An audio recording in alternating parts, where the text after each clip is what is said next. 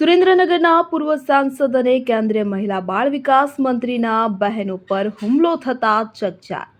મહિલા સુરક્ષાની માત્ર ખાલી વાતો થઈ રહી છે। મહિલા પોલીસની હાજરીમાં મારામારીની ઘટના।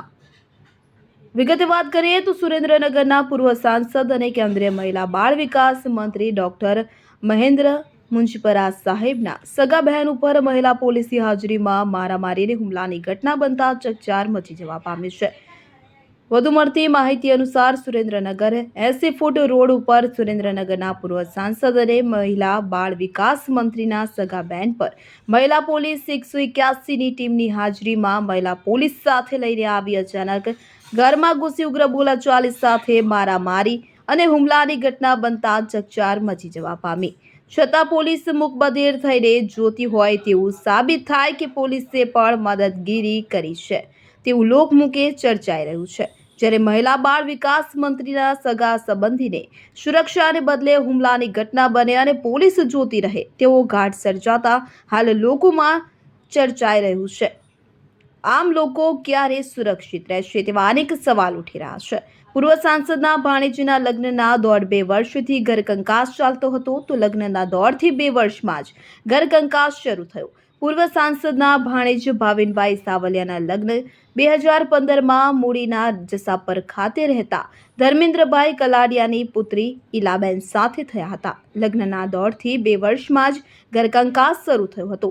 આથી ઈલાબેન 7 વર્ષથી પિતાના ઘરે રહે છે। ભાવિનભાઈએ છૂટાછેડા લીધા વગર મૈત્રી કરાર કર્યા હોવાના ખબર મળતા જ ઈલાબેન પરિવારના સભ્યો અને 181ની ટીમને લઈને સાસરે આવ્યા હતા અને તે સમયે માથાકૂટ સર્જાઈ હતી। આથી પૂર્વ સાંસદ ડોક્ટર મુંજપરા પણ બહેનના ઘરે દોડી આવ્યા હતા। શું નામ તમારું? બળદેવભાઈ શંકરભાઈ સાવલિયા। શું બનાવ બન્યો?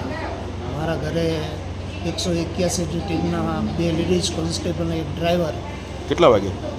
લગભગ 12 વાગે અને મારા જે દીકરાની વહુ છે એની મમ્મીને એ વહુ અને બીજા 4-5 ભાઈ। શું નામ છે એમનું?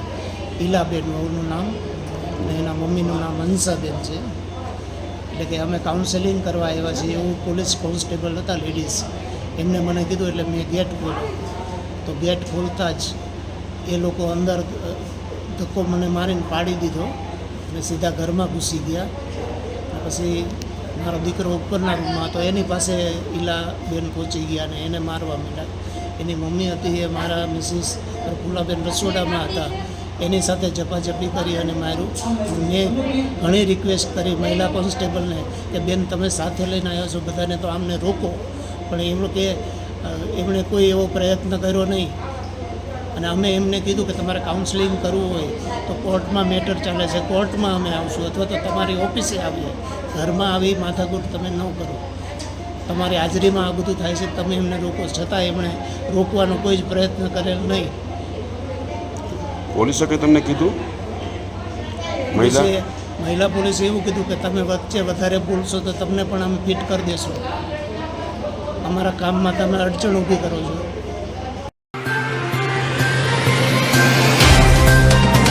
तो व्हाट्सएप, ट्विटर, फेसबुक, इंस्टा जहाँ भी आपका अकाउंट है इसे शेयर बटन के द्वारा वहाँ पर शेयर करें।